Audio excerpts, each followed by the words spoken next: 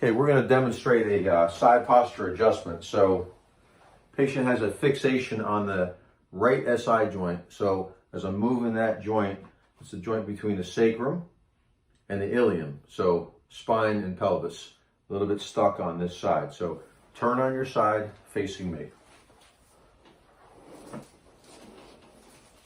Leg up like this. We just contact the joint right there and put a little bit of pressure, and that's it. Just move the joint. So you free up the range of motion in the joint, reduce the joint fixation, less jamming in the joint, better range of motion, less pain.